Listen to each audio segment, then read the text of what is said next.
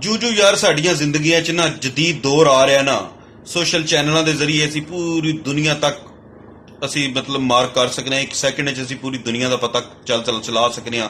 ਲੇਕਿਨ ਅਫਸੋਸ ਦੀ ਗੱਲ ਹੈ, ਅਸੀਂ ਜਿਤਨਾ ਦੁਨੀਆ ਦੇ ਨਾਲ ਕਨੈਕਟ ਹੁੰਦੇ ਜਾ ਰਹੇ ਹਾਂ ਉਤਨਾ ਦੂਰ ਅਸੀਂ ਆਪਣੇ ਘਰਦਿਆਂ ਤੋਂ ਹੁੰਦੇ ਜਾ ਰਹੇ ਹਾਂ। ਚਾਹਤਾਂ, ਪਿਆਰ, ਮੁਹੱਬਤ, ਇਕੱਠੀ ਫੈਮਿਲੀ ਬਹਿਣ ਦਾ ਹੁਣ ਕੋਈ ਜ਼ਰੀਆ ਹੀ ਨਹੀਂ, ਕੋਈ ਸਿਸਟਮ ਹੀ ਨਹੀਂ ਹੈ ਵੀ। ਹਰ ਬੰਦਾ ਨੁਕਰੇ ਲੱਗਿਆ ਮੋਬਾਈਲ ਨਾਲ, ਟਿਕ ਟਿਕ ਟਿਕ ਟਿਕ ਟਿਕ, ਨਾ ਮਾਂ ਨਾ ਭੈਣ ਨਾ ਭਰਾ ਨਾ ਪਿਓ ਨਾ ਕੋਈ, ਬਿਲਕੁਲ ਖਬਰ ਹੀ ਕੋਈ ਨਹੀਂ ਦੁਨੀਆ ਦੀ, ਹੈ ਆਪਣੇ ਘਰ ਦੀ ਖਬਰ ਹੀ ਕੋਈ ਨਹੀਂ।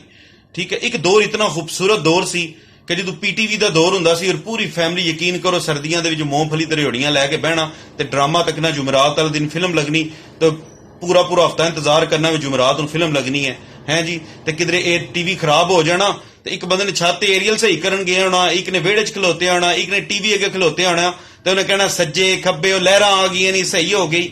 ਅਸਲ ਚਾਹਤਾਂ ਦੇ ਦੌਰ ਯਕੀਨ ਕਰੋ ਉਹ ਸਨ, ਅੱਜ ਦਾ ਦੌਰ